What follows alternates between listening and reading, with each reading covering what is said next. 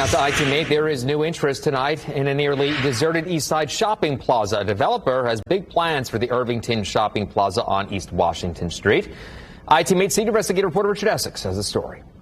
The parking lot at Irvington Plaza hasn't been full in decades, but a developer believes the property is ripe for a turnaround.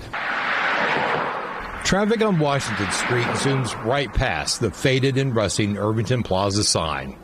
The parking lot is dominated by weeds. Storefronts are empty. The Marsh grocery store that closed in 2017, you can still make out the name in the faded paint. Probably paints a pretty desolate picture. Talent Capital is making a bid to buy the property. The founder of the company is working with the city of Indianapolis to finalize the design. The city's got a neat plan for it. They like to see the buildings, pulled up right on the street, parking behind, so it has more of an urban feel. The stage has been set to redevelop this area for some time.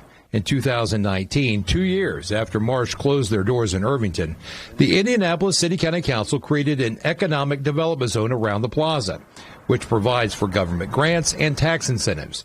The city has improved the Pennsy Trail to the south of the property, and the expansion of the Indigo Blue Line will have a stop right in front of the plaza. And if you look at the demographic of who's going into that shopping center now versus the demographic of the person that's on the Pennsy Trail, it's a wide distance, even though they're just a few feet apart, right?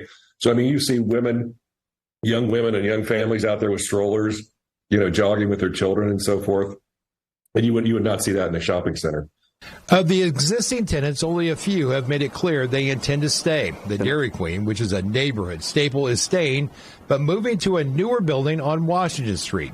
The health center is also staying, along with Elmer's Barbershop.